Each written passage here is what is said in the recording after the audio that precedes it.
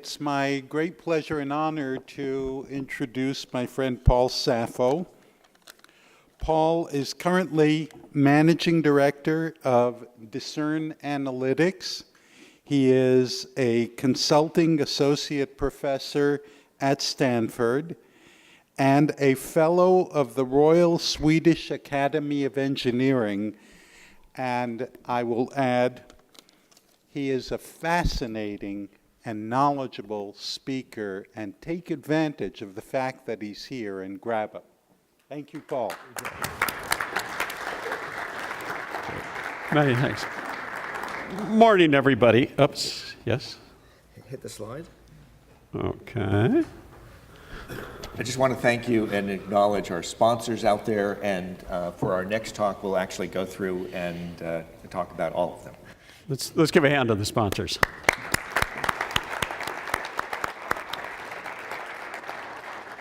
Good. So I'm going to talk for the better part of between now and 10 a.m. There'll be time for some questions and the like, but I'm totally hip to the structure of the conference, and I realize that the function of speakers at this conference is a little bit like the function of the text to the National Geographic magazine.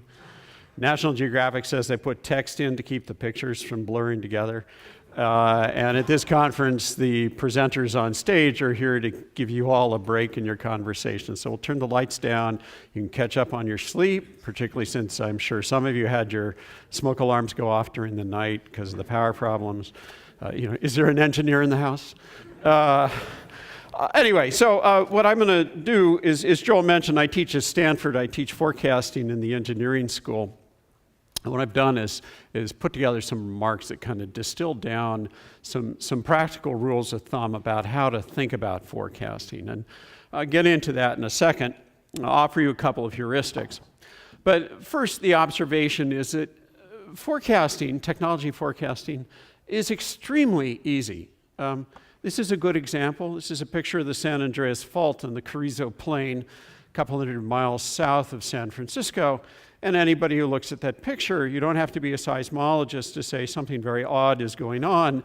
A mountain range with a valley down the middle and streams that turn at right angles and the like. And it's pretty clear once you look at it that there have been earthquakes here in the past. There will be big earthquakes here in the future. So no brainer, very easy to forecast. Well, at the same time, forecasting is extremely difficult. Very easy to say, yes, there will be another quake. The San Andreas Fault moves at about the same rate your fingernails grow. But predicting November 1989, that's more difficult. And the reason behind this is very important. It's because change is never linear, especially interesting change.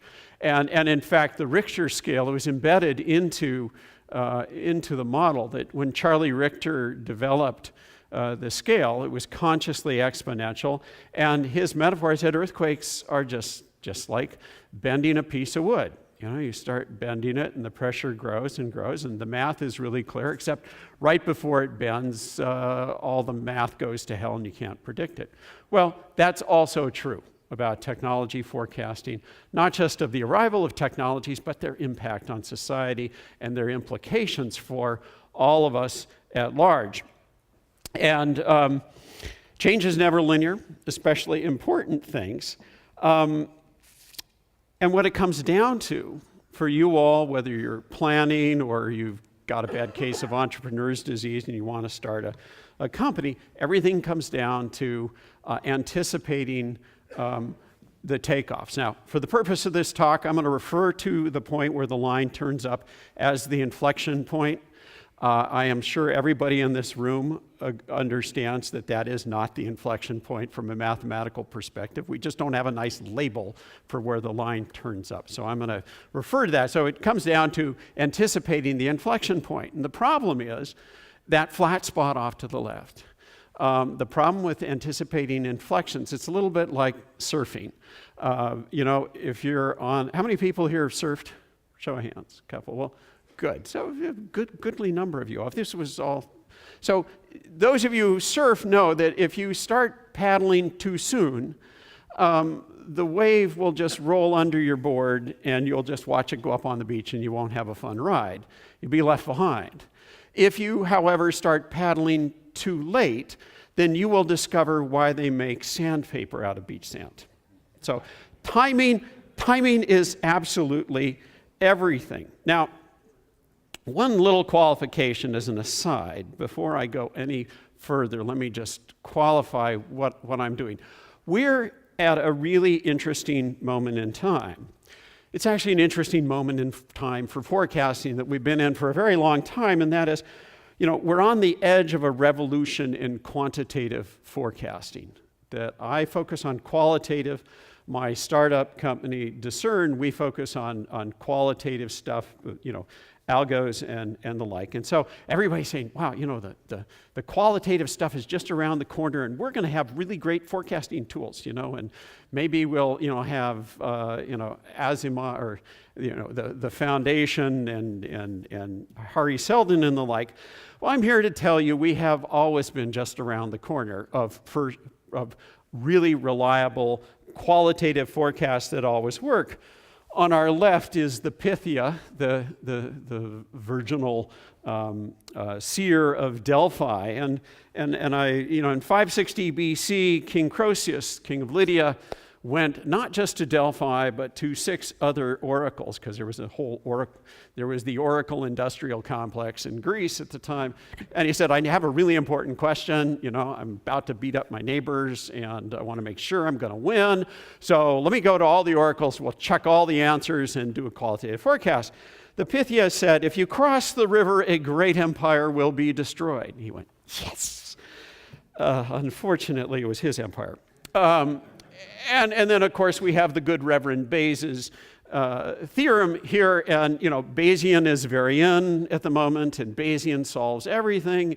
Bayesian predicts flu outbreaks, except we just recently discovered, no, it actually doesn't, because when people search the word flu on the web, it may be because of a newspaper story and not because they have a flu. So I just caution you, we are in a similar moment today. We are just around the corner from having perfect, comprehensive, qualitative forecasting, and I think it's a case of infinite regress. We will never quite get there. So the good news, however, is that we will never have perfect qualitative forecasts. And that's good news because the failure of forecasting is not just an artifact of poor methods and tools. Uncertainty is intrinsic.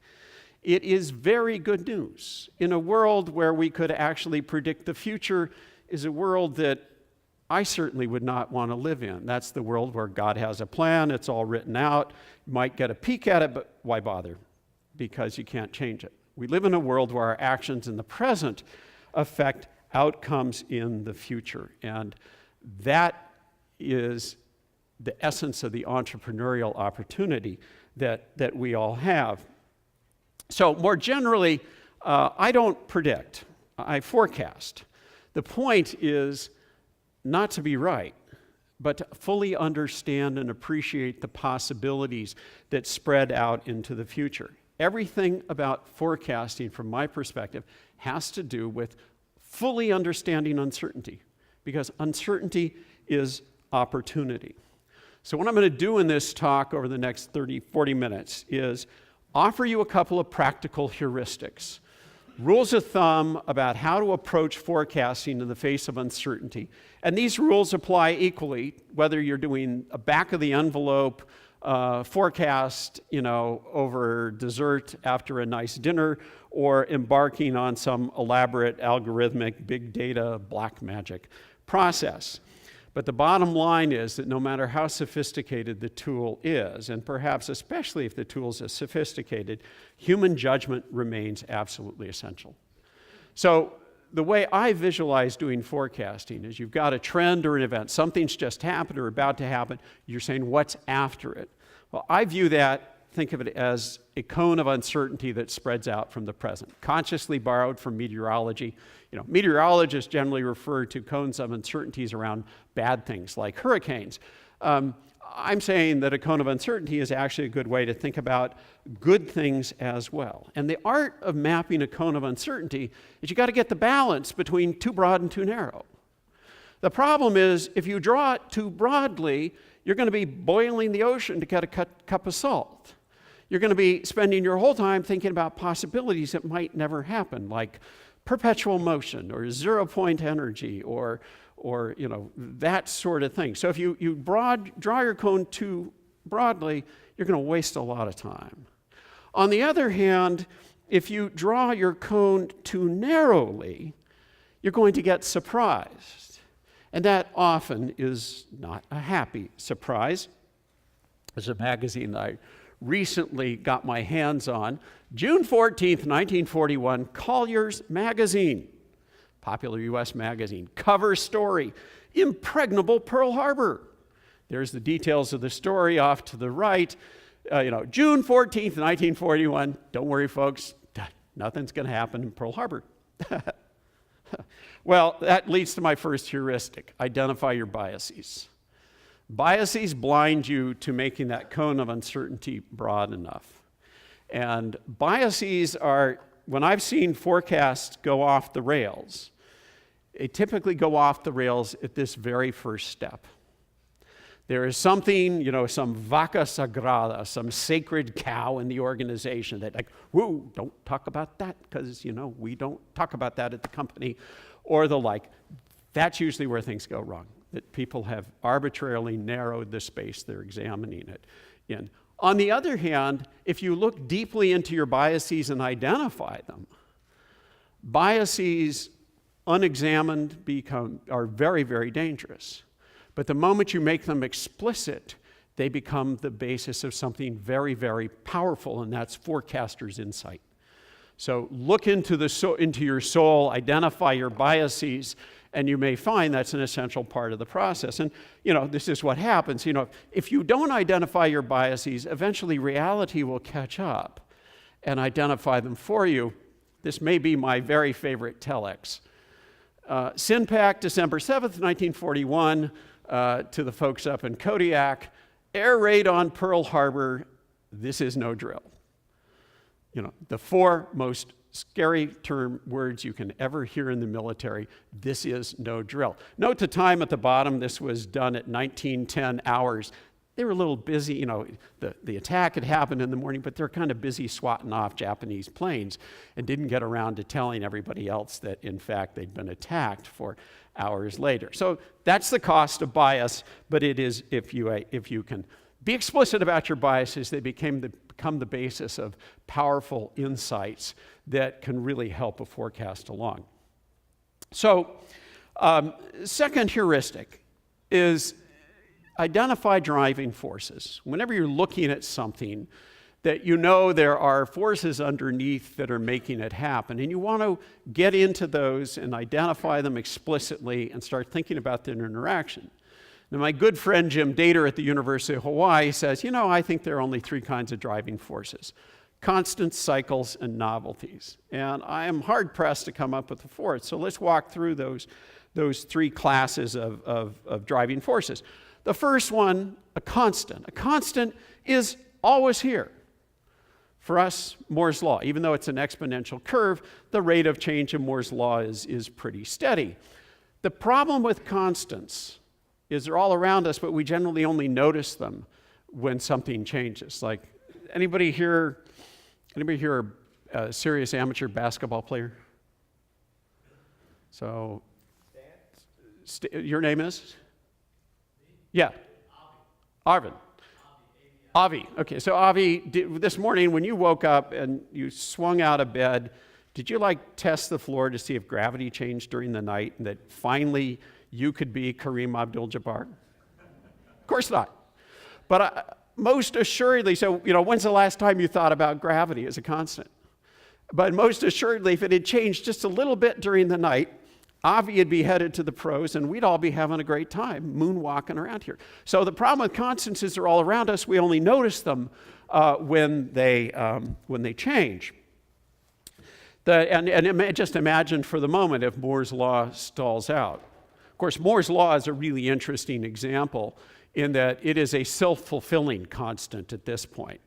Let's face it, the reason why this is a constant is that we inculcate it into, bright, young, impressionable minds that it's a constant, and then everybody keeps finding ways to work out how to keep it going.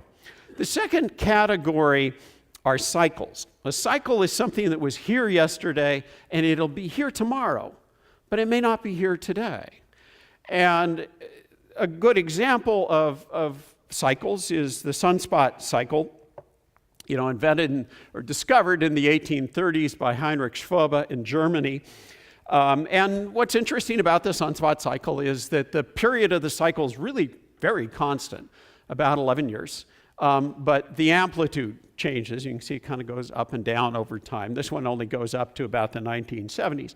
So the problem with cycles is that because it isn't here today and it was here yesterday and people don't have a sense of history, they may overlook it. Some cycles are tightly bound to natural phenomena like sunspot cycle. Others are a little more loosely bound. The Kondratiev cycle, Nikolai Kondratiev, a Russian economist in the early 1920s, came up with, and he identified this pattern, sort of pre-Schumpeterian thinking, that a new technology arrives, it leads to an era of prosperity, followed by recession, followed by depression, followed by improvement, and different waves of technology set the context. So it's a useful tool and an interesting rule of thumb, not so firmly rooted into actual phenomena as say the sunspot cycle. Also, by the way, Kondratiev is a useful lesson in why don't become a forecaster. It's a brilliant model. He anticipated what Joseph Schumpeter was doing. He came up with it in 1925, but unfortunately his theories displeased Stalin, and he died in a gulag in 1938. So there are lots of lessons of forecasters being shot for their forecasts. The third category of drivers is novelties. A novelty is something entirely new. It's never been here before, so we have no point of reference. So if we ignore cycles because they're always around and we forget they're there, we ignore novelty because we have no point of reference on how to assess them. And by the way, you can think of the volume of things. This is a triangular relationship. There are a whole lot more constants than there are cycles, and there are a whole lot more cycles than there are novelties.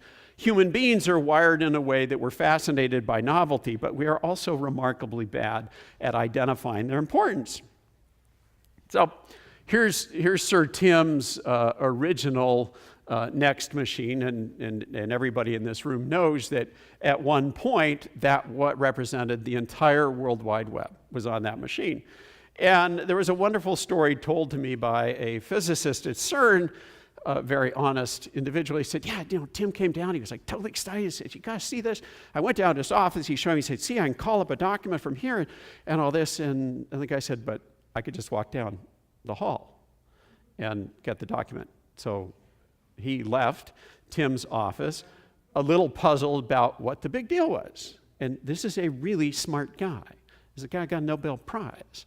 And he said, God darn it, I saw the entire revolution. The entire revolution was on Tim's desk. Everything was there. If I just understood what I'd seen, I could have anticipated the .com revolution and everything. He said, I'm so stupid. Well, the question is, if a Nobel laureate can miss it, how can the rest of us possibly have a chance? Well, it turns out it's just a question of frame of mind. So some novelties are so small they seem insignificant. And other novelties are so huge that they pass unnoticed, sort of like a tsunami wave far out at sea. The tsunami where the depth of the water is greater than the period of the wave just kind of passes, you don't notice it. Of course, when it gets closer to shore, it gets a little bigger. Well, we had a monster shift happen just before 2010 on this planet. This is a chart showing world population. The green line is rural, the blue line is urban. We crossed over from being a majority rural planet to majority urban sometime around 2008, 2009. Now, of course, New Yorkers have assumed that for 100 years everything's urban, so they didn't pay any attention. But think about that. This is not like this hasn't happened lately. This has never happened before in the whole history of the human experiment. And yet, how much attention was given to that in the news? It's like, a paragraph or two, and then there's the front page story with some bimbo eruption in Hollywood. So these things are so big, they go, well, that's kind of interesting.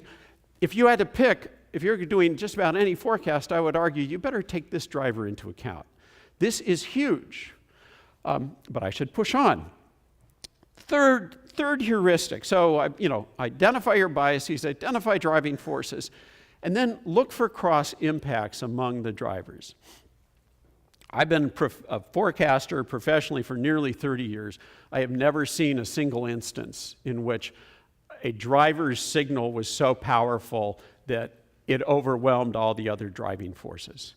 That the action is all about the intersection of driving forces that causes the forecast to become a reality.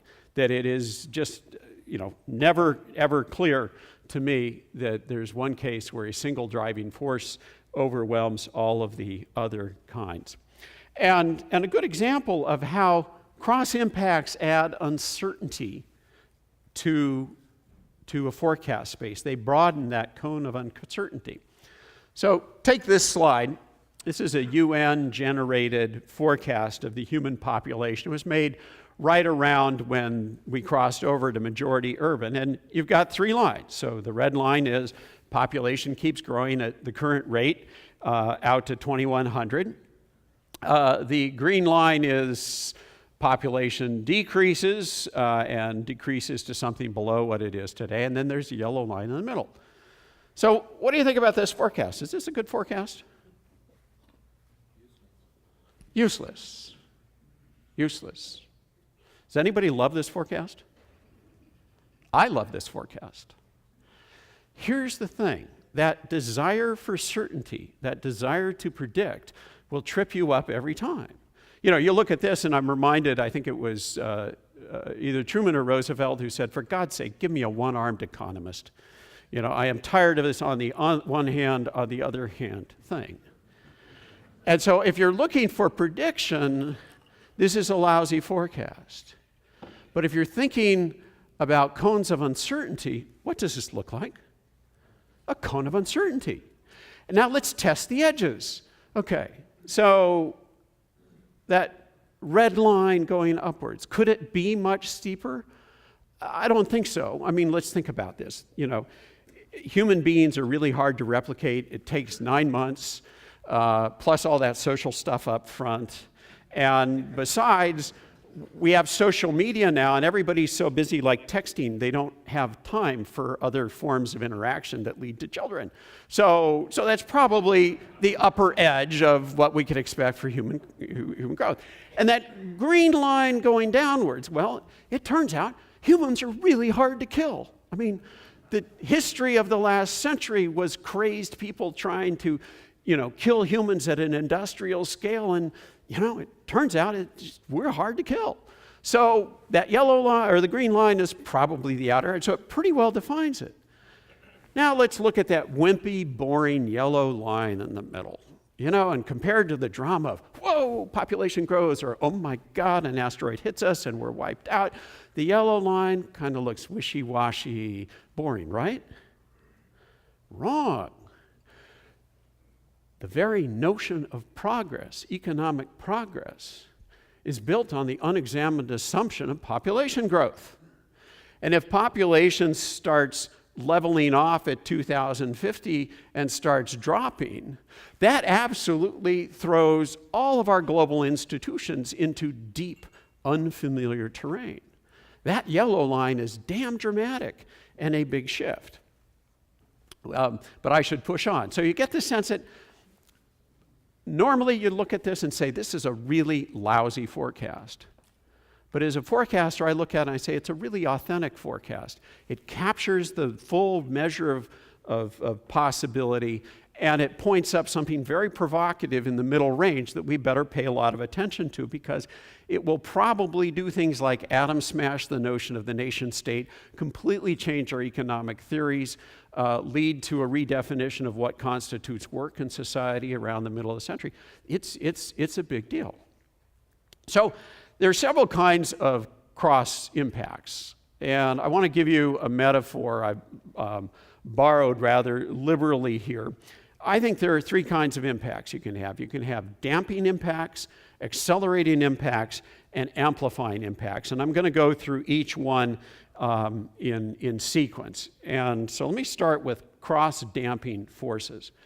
A situation, cross-damping forces, where two otherwise very large forces arrive in phase and cancel each other out. Now, I'm going to play very fast and loose here with the mathematics. So anybody who's a stickler on math, note this is a metaphor. This is not an equation. It's a way of thinking about things. So, let's imagine we're talking about cyclic forces. First driver's noted, you've got a period, you've got an amplitude and the like, and you go, whoa, that could have a very big impact. But then the second driver arrives perfectly out of phase, and of course, the result is a whole lot of nothing. So you think, well, gee, when did that happen? Something really big, everybody was scared witless, and they, oh my God, well, it happened right in your backyard. It was called Y2K. This is the year 2000 bug. It was supposed to do us all in, but we all knew as professionals, we were bringing a bunch of COBOL programmers out of retirement, and we solved the problem. The response was effective, and nothing happened. So that's cross-damping.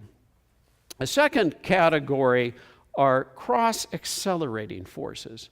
And a cross-accelerating force is that the future arrives earlier than we expect. And I'll come back to this a little later. The secret about understanding where inflection points are is to recognize that flat spot off to the left is a lot longer than we would like to imagine. It's about, most ideas take 20 years to become an overnight success. I'll come back to that. This is a case where something arrives earlier than we expected because of the interaction of forces. So the first force, you've got it plotted out. The second one arrives time shifted slightly in front, and the result is that the net effect is something bigger than either, and it arrives sooner than expected. And what could possibly be an example of that? Well, again, it's right in the core of your business, the microprocessor. Let us think about this. And I'll let you all identify the typo on this. I put this together at the last minute. The moon landing and the 4004 arrived in our lives very close together. And why was that? It was no coincidence. Think about it. We had, Bradane, Bardeen, and Shockley invent the transistor in the late 1940s. We're starting to head off. We get to Silicon Valley, Texas Instruments, Intel, the whole thing. And you say, the problem with the first solid-state chips was they cost a lot of money and they didn't do shit. That's why we have early adopters. Early adopters are people who pay too much for things that don't quite work. And the industry desperately needed an early adopter who was willing to pay too much for things that didn't quite work. Well, the other driving force going on, so you have the curve of Moore's law happening, even though Gordon had not identified it yet. The other one was the Cold War, the US-Soviet rivalry, and things queued up in a way that the president said, we're going to go to the moon, and announced it, and we're going to beat the Russians to the moon, and NACA, not yet NASA, said, absolutely, no problem. And they looked at each other and said, we have no clue how to do this. We need some computational unobtainium. It doesn't exist. We can't go to the moon with vacuum tubes. What are we going to do? Well, there were a couple of geeks out in Silicon Valley, and they had exactly what NASA needed, and NASA was willing to pay infinite amounts of money for something that didn't quite work, and they were the mother of all early adopters, and the result was that we probably got the microprocessor revolution a decade earlier than it might otherwise have happened. So this was where two seemingly completely unrelated driving forces collided and moved the revolution forward.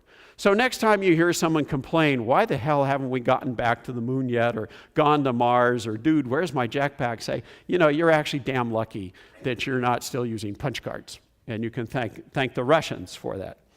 So the third category are cross-amplifying forces, where some smaller forces entrain together in a way to create a larger effect. And you go, that's not a big, first driving force is there.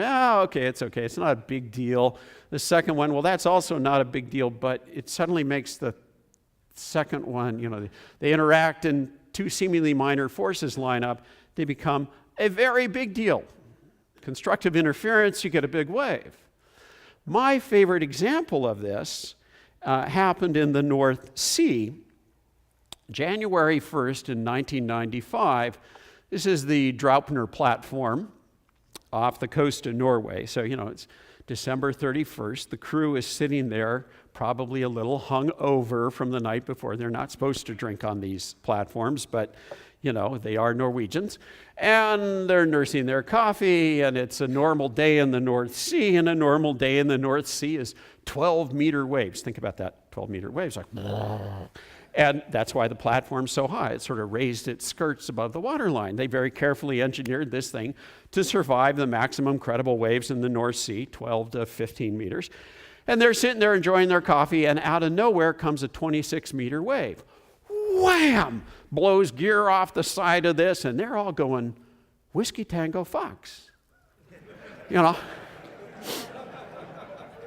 And they look out the window, and it's like normal 12-meter waves. Well, that's the actual tide gauge, and of course that gave us the term a soliton. Soliton is a solo wave that comes out of nowhere like a sea monster, does its damage, and disappears. It turns out, by the way, solitons are less rare than we think. Before we had good data, captains have been coming back from expeditions going, you wouldn't believe the wave we saw. We were down by the Azores, and everybody goes, okay, cut the rum rations. Well, it turns out that solitons happen a lot more frequently than we think, that their scarcity is in fact partially an artifact of bad data. And we got another example recently, the I always forget their number, 6112 Society. They're doing, asteroid detection. Ed Lu, they just announced last week they got their hands on some previously classified data. We have satellites, starting with the Vela satellite, that were looking for nuclear explosions around the planet as part of the Test Ban Treaty. And they'd been, turns out, for years, detecting other explosions in the atmosphere, and they didn't think to tell anyone. Like, thanks, guys, your tax dollars at work. And it now turns out that Chelyabinsk scale meteoritic explosions in the atmosphere are somewhere between 3 and 10 times more frequent than we ever assumed. It's just most of them happen over the ocean. Again, rare things like this may be more common than we think. And sometimes cross-amplifying can create utter surprise if we don't identify the connection between driving forces. I mentioned Herr Schwab in the solar cycle a while ago. Here's a nice picture off of Wikipedia of a coronal mass ejection coming off the sun, or solar flare, probably there's a coronal mass ejection in there somewhere. So now think about the interaction of two cycles. The solar cycle, it's 11 years with changing amplitudes, and Moore's law, 18 months. And we all know where this is going. The more densely you pack a circuit, the more sensitive it becomes to electromagnetic pulse. And a CME is just a big-ass electromagnetic pulse. And there's that part about the amplitude size. Luckily for us, we're living in a relatively quiet part of the solar cycle. Not always so true. Here's a copy of the New York Times, September 2nd, 1859. Auroral phenomena. No joke! The auroras were seen all the way down to the equator. I mean, imagine how cool that'd be. You don't have to go freeze in Norway. You could sit there and sip your pina coladas on the beach in the Caribbean and see auroras. And it was pretty amazing. The only electronic technology at the time was a telegraph. And we all remember telegraphs are earth grounds. Remember those cowboy movies where you thought, why are they just stringing one wire? Well, the earth was the ground. So that wire is one big antenna, just like a big old catcher's mitt catching CME energy. It was shocking telegraph operators. They were jumping back. There were sparks flying off of the telegraph sounders and the telegraphs that keep ticking away even though nobody was talking to them. In Texas, there were 11 cows leaning against a barbed wire fence, and the news reported that they were all electrocuted and died. That I doubt, but hey, it's Texas. Something really big happened. Well, it turned out that we know exactly what it was, and it has a name. It's called the Carrington event. There was an English noble, Lord Carrington, who was engaged in that most English of all activities, something completely useless and eccentric. He said, hey, I think it'd be a really good idea to stare at the sun for a long time. And he built himself a suitably shaded telescope, and he happened to notice he was looking at the sun on this particular day. He said, that is one mother of a sunspot. And I wonder what that means for us. And, 24 hours later, we got the CME and the event. So now I just ask you to consider what would happen if we had a Carrington event today. And what it would do to our electronics, power would go out, our computers would crash, the internet would go down. Windows owners wouldn't notice anything different, but it would be a civilization-shifting event, and yet have we really planned for this? Well, of course not. Which leads to my fourth heuristic that I'm just going to sort of wave at in passing and not give you examples of, but this is the role of thinking about wildcards. A wild card is a low probability, high impact event. And they are useful in numbers of ways, but the most important is they help you define the outer edge of your cone of uncertainty. That line between unlikely but high impact versus utterly improbable. Imagine the question, you're contemplating the question, is there intelligent life elsewhere in the universe? And we know that's a highly uncertain question. Enrico Fermi was once asked to write a 900-word essay on the subject. And this is in the 1950s. He said, no problem. And he came back 20 minutes later and handed him the manuscript. And I said, we thought Fermi was, smart guy, Institute for Advanced Studies, but that's pretty smart. And then they looked at the essay he'd written, we don't know, 300 times. So, the question is, will we get radio evidence of intelligent life? That's a wild card. There are reasons to say it's possible. There are reasons to say maybe, radio is just kind of a phase that civilizations pass through. I mean, we're becoming more and more radio quiet on this planet. On the other hand, saying, well, will a silver flying saucer land on the lawn of the White House and out steps a guy in a silver suit and says, Gort Klatu Barada Nikto? I'd argue I wouldn't spend a lot of time with that one. So wildcards define the ragged edge of plausibility when you're defining this cone of uncertainty. There are also permissible ways to think crazy ideas without getting ridiculed by your colleagues. Someone says, well, that's totally nice. You say, hey, look, this is just good practice. I'm thinking about wildcards. No, I really don't believe in that stuff, but the like. So keep that in mind. Really testing the edges is crucial. Now, the ghost behind all of this is that fact that interesting change is never linear. And by the way, let me remind you, I'm drawing this as an S-curve, not a hockey stick. In Silicon Valley, we draw this as a hockey stick because the optimism we have is that things can grow forever. Engineer's idea is so brilliant, he doesn't need marketing and sales, it'll sell itself, and which is why, as we say in Silicon Valley, venture capitalists sleep like babies. They sleep for 2 hours, wake up and cry. S-curves are shaped like S-curves. Well, the important part about this is I've found, I go through the drill with my students at Stanford, and say, okay, we all know the example. If you've got how long it takes to get to the inflection point. So, you have a jar full of water, one bacterium, you drop it in, and it's 11 a.m., and at noon, the jar will be full, and then at what time is the jar half full? Of course, that's 11:59. You all know the math. You all know it up here, you don't know it here. Humans are just not wired to understand exponentials, even when you can run the numbers. And we constantly, we are linear thinkers. We're designed to be linear thinkers. And the result is that what I see happening again and again is an entrepreneur sees the first glimmer of a coming revolution, and it seems just so compelling that they say it's going to happen tomorrow. So inevitably, people overestimate the short-term impacts of a threatened change, and when cold reality fails to conform to their inflated expectations, their disappointment leads them to turn around and underestimate the long-term implications. And I'm sure you can think of all sorts of examples of that from your life. Now, in general, what I say to people is,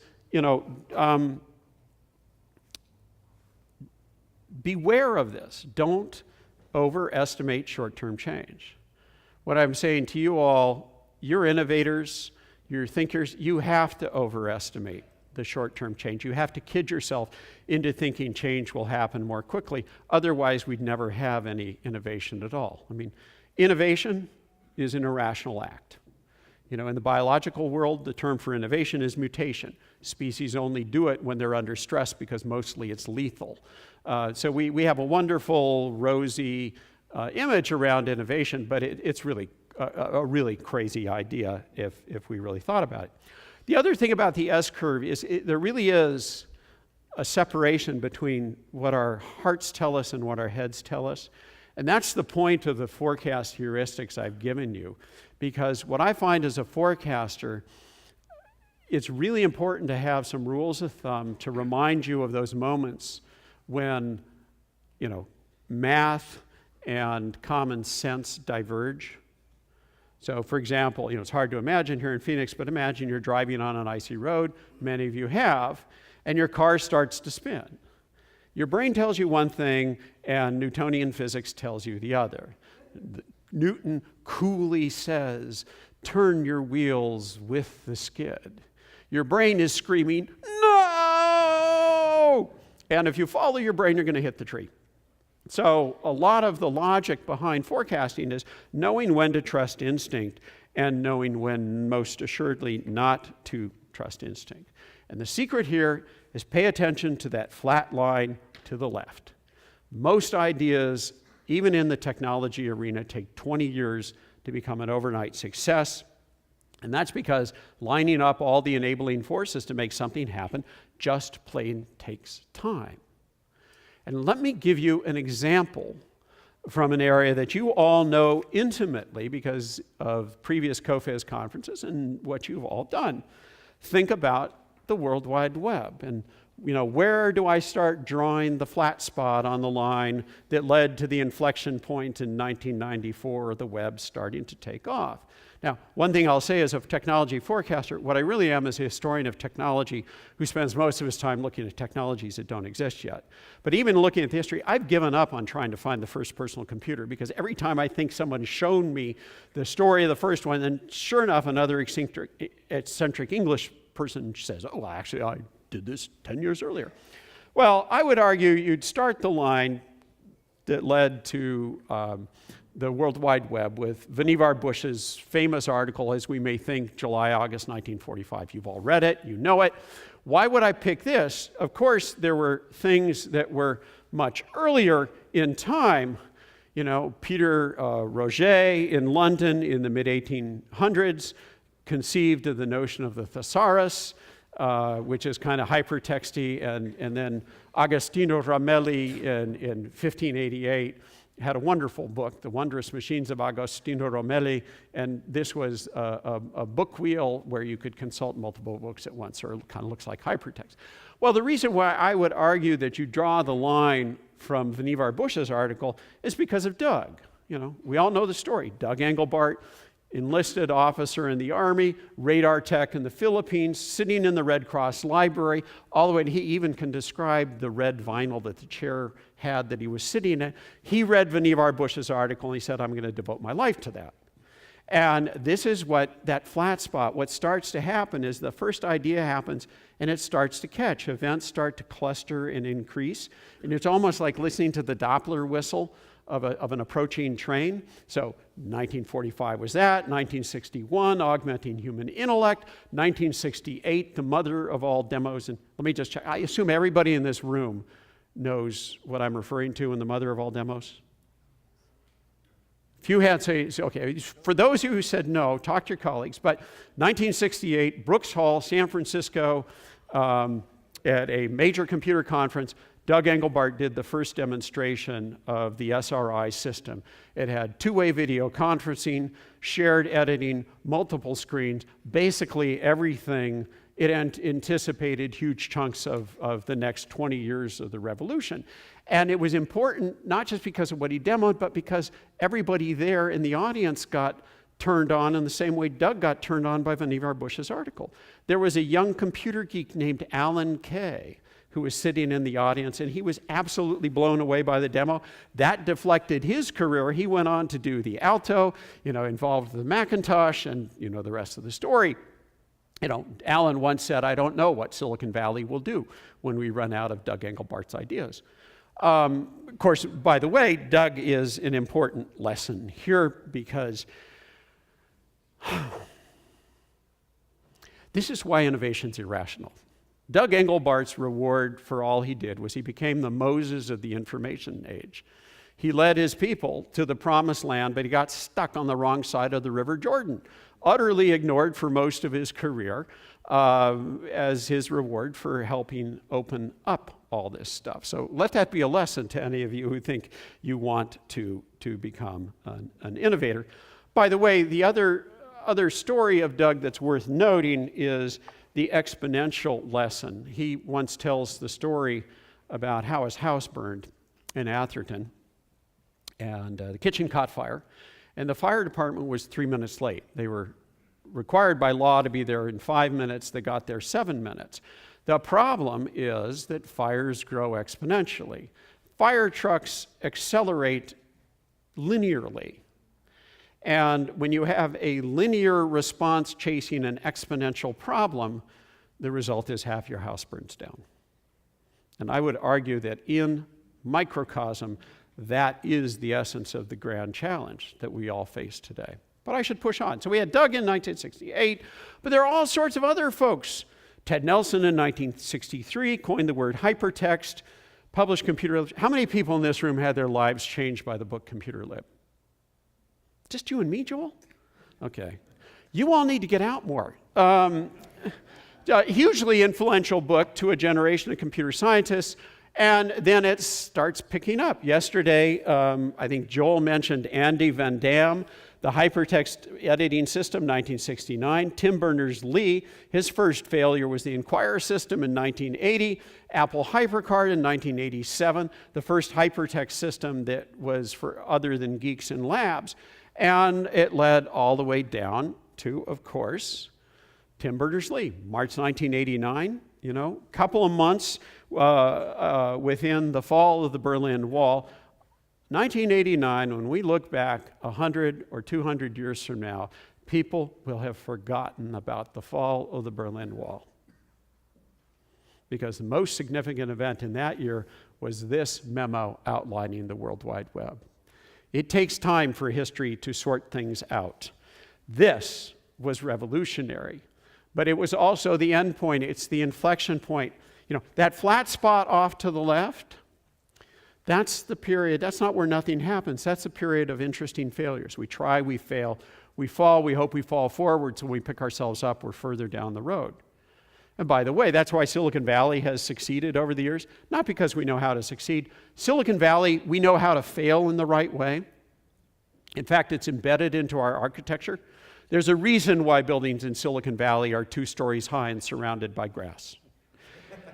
And that's because when the companies fail and the executives jump, the engineer jumps, all he does is he sprains his ankle. And he's sitting there with his, back home ice pack on his foot on the couch, and he says, I got a half-finished business plan here that I can work on. I don't have time to go into the depths, but there are actually good historic reasons why that's the case, and it's embedded into our culture. But I should push on. The lesson is this: never mistake a clear view for a short distance. It was a lesson taught to me when I was 5 years old by a rancher who lived down the road. I was raised out here in California. And he's absolutely right. It's just like being here in Arizona. Get up into the Basin Range and you stand on the ridge of a mountain and you look across the desert at that goal on the horizon. It seems so close, so sharp-edged, so clear you could reach out and touch it. Until, of course, you start making your way across the desert and you discover, it's not a lot of water between here and there, and it's a lot farther than you thought. Let me close with two last heuristics. I adverted here to failure, and Silicon Valley truly is built on the spires, not on the spires of earlier successes, but the rubble of earlier failures.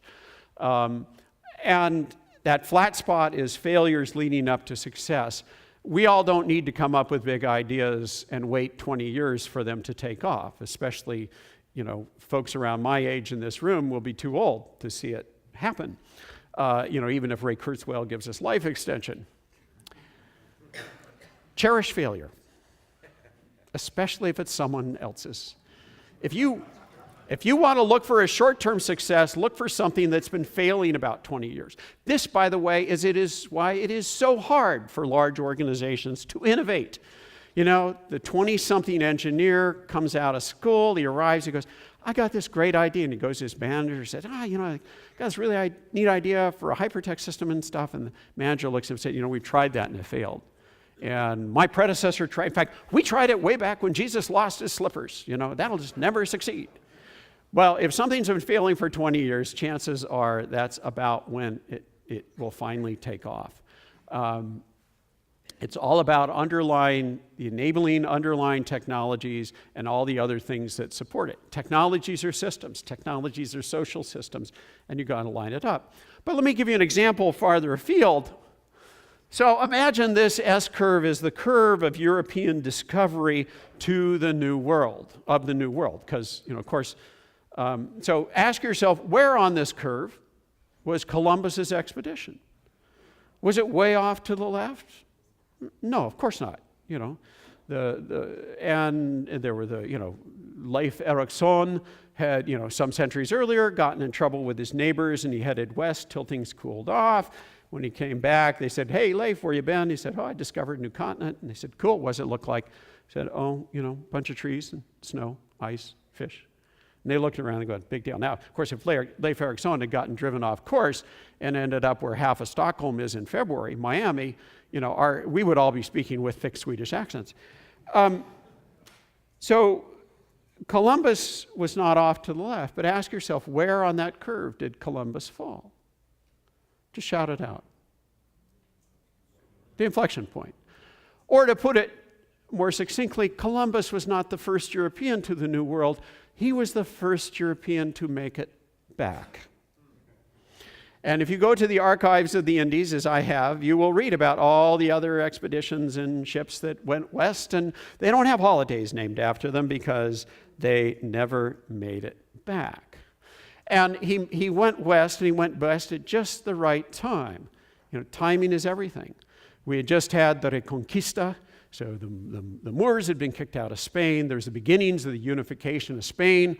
A yuppie king of one province, Castile, and a yuppie queen of another, Aragon, got together. They were married. That was Isabel and Ferdinand. And so it was just the right moment in time when things were possible. And there was a little bit of money. Now, there's some other details here. Columbus was the most wrong-headed navigator since, even Ronway Corrigan was better than Columbus. We all know the story that Columbus said the earth was round and the intellectuals said the earth was flat. That is complete bullshit. That's a technical term. the intellectuals in Spain knew perfectly well the earth was round. They knew the earth was round. They also knew there was probably something over the horizon, because there had been canoes and all sorts of weird stuff carried by the Gulf Stream to Europe. People were wondering what's over there.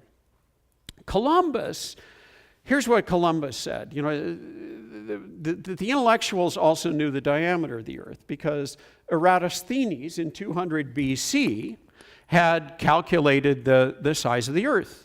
Recall the story of the well at Syene, and he sent somebody down to measure the distance from Alexandria to Syene by pacing it out. And he knew that on a certain day of the year, the sun shone straight down to the well, the bottom of the well, and it cast a shadow in Alexandria. He did the calculations. And what's quite remarkable is he calculated the Earth's diameter to 1% of its actual accuracy. He said, well, you know, it's about 39,000 kilometers plus some change. Turns out that a couple of his mistakes canceled each other out, so he was pretty lucky. Columbus comes along and he says, Eratosthenes, he's like old school, he's so ancient. Ptolemy's the guy you want to measure, because Ptolemy's newer, therefore better. He was 100 AD instead of 200 BC. And Ptolemy calculated the diameter of the earth to be 28,000 kilometers. And so he said the earth's diameter is smaller than Eratosthenes by about 18%. And then Columbus made his second mistake, which he said, Asia is much bigger than you think. So Asia spans a lot more of the globe. So here comes this guy, and Columbus, of course, was an Italian. He went to Portugal, hung out with King João until finally the Portuguese kicked his sorry ass out of there. And we're going to cut that out of the video. But he was just an obnoxious person. And here he is hanging around the court in Spain. And everybody said, this guy Columbus is obnoxious. He's got it wrong. The earth's bigger, Asia's smaller, and we think there's something in between anyway, because we have evidence of that. And you all know the story that Isabella gave him some money for some ships and gave him some really crummy ships and not enough budget to, big idea, shoestring budget, no adult supervision. Sounds just like a startup to me. Honestly, I think that Isabella gave him the money just to get him the hell out of the court, because he was driving everybody crazy. And he discovers the New World. But he goes to his grave convinced he discovered Asia. He got fired after his fourth expedition because he was such a horrible manager. So think about this. Totally obnoxious, utterly wrong-headed, absolutely convinced that he's right when all the evidence is that he's wrong. And sounds like Silicon Valley to me. I won't mention any names of CEOs. But the bottom line is you don't have to be right, just have to be lucky. Obsessive and lucky will sometimes get you there. So I'm right at the end of my time. Let me close with where I began. The secret to forecasting effectively is embrace uncertainty. Learn to love uncertainty. Uncertainty is your friend. Uncertainty is opportunity. The point of forecasting isn't to predict outcomes. The point of forecasting is getting to a point where you have a robust intuition that you can trust your instinct and judgment about what the future lies ahead. Because, of course, you can always change course, but it's a little bit like the old story of the two guys are being chased by the bear, and one guy stops to put on his tennis shoes, and the other guy says, "What you doing? You can't outrun a bear." He says, "Dude, I just have to outrun you." That the whole advantage in periods of high uncertainty is getting to a point where you have robust intuition and you can act on strong conviction before the next person can. That's the essence of the game. So the last piece of advice, it's from my favorite espresso bar in San Francisco. Be nice to your barista. They work very hard. And they make our lives so much better, especially at 8 o'clock in the morning after, the alarms have been going off during the night, delivering, caffeine to us. But here's the tip jar. You should always put money in the tip jar. But the advice at the bottom, hooray for tips, but it's the part below. If you fear change, leave it in here. The secret, not only to effective forecasting, but effective innovation, is to love change, to relentlessly chase down your bias and make them explicit, and lean into the future. And of course, tip your barista. Thank you.